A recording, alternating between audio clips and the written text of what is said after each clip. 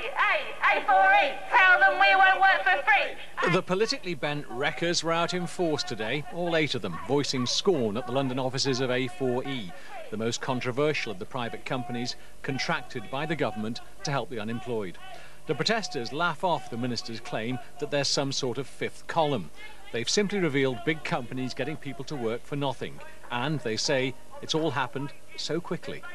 Basically, in response to Tesco's involvement in the workfare programme, we intervened and went down and supported the protest outside the Westminster Tesco's and went into that Tesco's. So you've had considerable success when people pulling out. You've got Poundland pulling out today. Yeah.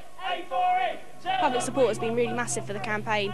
People have really jumped on the back of it. The Minister, Chris Grayling, says the Socialist Workers' Party are behind all this. I disagree. I'm not a member of the Socialist Workers' Party, and I'm actually involved in it. It's broader than just a small group of radicals. It would have to be in order to force big companies like Tesco to pull out. Chris Grayling blamed left-wing radicals organising online for the problem his policy is facing. But what's really happening online seems more finely balanced. According to DataSift, who study these things, in the last 24 hours there have been only 211 interactions on Twitter using welfare to work hashtags. And the tweets reveal a three-way split between those in favour of government policy, those against, and those deemed neutral. James Mills is an activist in the modern vein.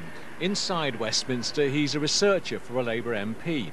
Outside, he's engaged in various extra-parliamentary campaigns, from Save the Education Maintenance Allowance to UK Uncut. Chris Grayling would say that, you know, you're one of the extremists, or... I mean, the thing about Chris Grayling, I think, is most comical, is that he honestly believes that a multinational corporation like Tesco is scared of the SWP. I mean, and what's even more comical about that is that the SWP are so marginal, even the protest movement themselves, that they don't really exist, if we're honest. A lot of these people, 9 times out of 10 that he's complaining about, are young people who are idle and therefore using the skills that they have, which is online media skills. The Labour Party's in a difficult position over this, aren't they? Because they actually came up with these schemes in the first place. Yeah, I mean, my personal views on that, I mean, look, as a Labour Party member, you should, or a Labour Party supporter, you should always be someone who, in the very basic, very core belief that, at the end of the day, you believe in a fair day's wage for fair day's labour.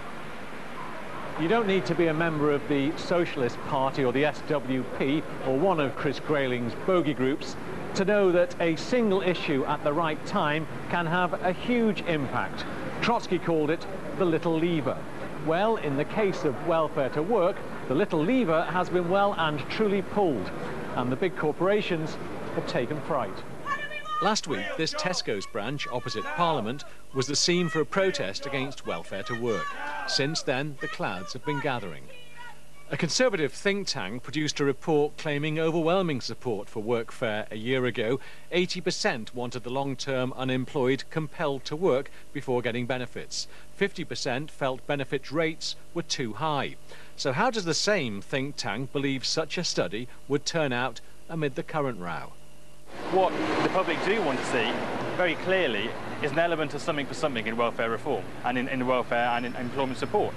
And that is what this is. It is claimants doing something for getting their benefits. Let's put this into context. This isn't a free ride for the firms.